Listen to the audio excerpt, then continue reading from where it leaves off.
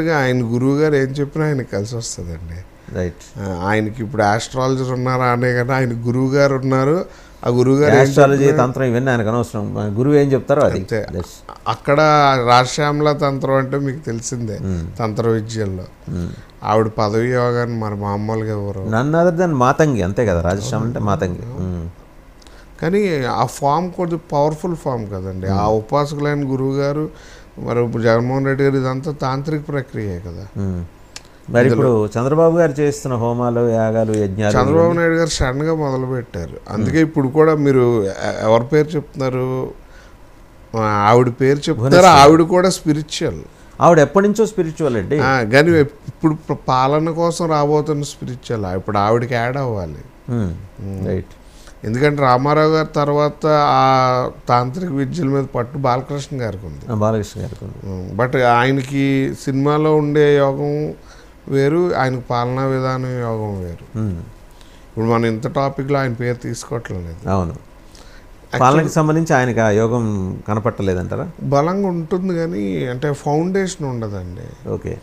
ఆ ఫౌండేషన్ భువనేశ్వర్ గారు వేస్తే నిలబడుద్ది, పార్టీని కాపాడుకోగలుగుతారు. రైట్. ఒకవేళ ఆవిడని కానీ పెట్టకుండా ఆయనే నిలబడితే పార్టీని కాపాడుకోవడం కష్టం అవుద్దండి. రైట్. ఇప్పుడు మళ్ళీ అకల్ట్ ఫామ్స్లో జనరల్ గురువులు అందరూ ఫెయిల్ అయిపోతారండి ఏప్రిల్ నుంచి. తర్వాత తాంత్రికులు, పాతాళ భైరవి మాంత్రికులే వాళ్ళే వచ్చేసేది కాపాడాలి. ఎందుకంటే రాహు గోచారం, శని గోచారం అంతా కూడా. మన రాజకీయ నాయకులందరూ మధ్యప్రదేశ్, ఛత్తీస్గఢ్ అడవుల దృష్టి పడతాను, కాశ్మీరా ఆల్రెడీ స్టార్ట్ అయ్యారు. ఎందుకంటే హోమాలు ఫస్ట్ టైం అందరూ సీఎం క్యాండిడేట్లు దగ్గరగా చేసుకోవడం కానివ్వండి, ఈ మధ్యన స్పిరిచువల్ ఈవెంట్స్లో ఎక్కువ పార్టిసిపేట్ చేస్తారు. ఇది ఇంతకుముందు ఎప్పుడు జరగలే. నాకు తెలిసి 30 ఏళ్లలో ఇలాగ స్పిరిచువల్ ఈవెంట్స్లో అందరూ పార్టిసిపేట్ చేయడం అనేది జరగలేదు. ఫస్ట్ టైం జరుగుతూ ఉంది ఇప్పుడు. రైట్. మీరు ఉభయ రాష్ట్రాల్లో కూడా. అవును. తెలుగు మాట్లాడే ఉభయ రాష్ట్రాల్లో కూడా. రెండు. రైట్. థ్యాంక్ యూ రవికుమార్ గారు. Thank you very much. So చూశారు కదా, చాలా అస్టానిషింగ్ అంశాలు, ఫ్యాక్ట్స్ కాదు మనకి అవి జరిగిన తర్వాత కానీ వాటిని వాస్తవం అని చెప్పలేం కాబట్టి అస్టానిషింగ్ ఇష్యూస్ అని మాత్రమే చెప్పగలం. మైండ్ బ్లోయింగ్ అంశాలు, ఒక్కసారిగా ఉలిక్కిపడి నిశ్చేష్టులయ్యే మాటలు ఆయన చెప్పుకొచ్చారు. భువనేశ్వర్ గారు చాలా స్పిరిచువల్, చాలా దైవికంగా ఉంటారు.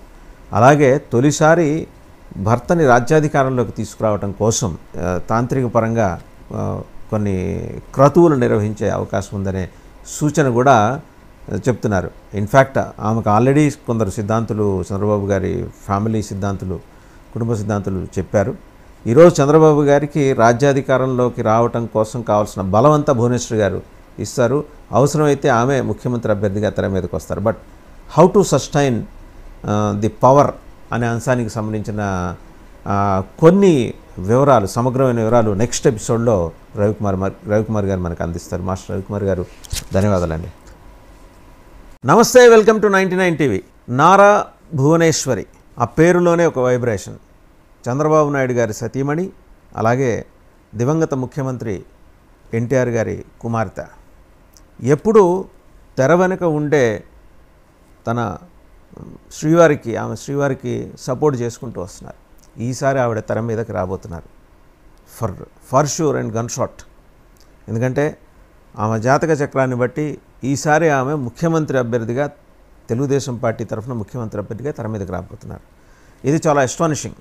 ఒక ఇల్లాలు కేవలం తన ఇల్లు, అలాగే తన భర్త, తన పిల్లలు, ఇంతే. 14 ఏళ్ళు తన భర్త ముఖ్యమంత్రిగా ఉన్న ఏనాడు కూడా ఆమె ఎక్కడ రాజకీయాల్లో నేరుగా ఇన్వాల్వ్ అయిన సందర్భం లేదు. బట్ ఈరోజు ఆ నారి ముందరకు వస్తున్నారు. ఇలాంటి సంచలన విషయాలకు సంబంధించి సమగ్ర విశ్లేషణ అందించడానికి మనతో ఉన్నారు astro occult scientist master Vaddadi Ravikumar గారు. నమస్తే రవికుమార్ గారు. భువనేశ్వర్ గారు చాలా దైవికంగా ఉంటారు, వెరీ స్పిరిచువల్ ఉమెన్. తన భర్త క్షేమం, తద్వారా రాష్ట్ర ప్రజల సంక్షేమం, ఈ రెండు ఏకకాలంలో ఆలోచించి అవసరమైనప్పుడు దైవికంగా చేయాల్సిన కార్యక్రమాలన్నీ చేస్తూ ఉంటారు. ఎప్పుడూ స్పిరిచువల్గా ఉంటారు. 24/7 ఆవిడ. పేరు వినిపిస్తుంది. చాలామంది ఆమె జాతక చక్రం పరిశీలించిన వారు చెబుతున్నారు, ఈసారి ఆమె ముఖ్యమంత్రి అభ్యర్థిగా తెర మీదకి వస్తే తెలుగుదేశం పార్టీ ఒక 140 స్థానాలు జేబులో వేసుకుని అధికారంలోకి వస్తుందని. ఏమంటారు? తప్పకుండా ఇది జరుగుతుందండి. ఎందుకంటే ఇప్పుడు జాతకరీత్యా చంద్రబాబు నాయుడు గారికి చూసినట్టయితే అంత అనుకూలమైన కాలం కాదు.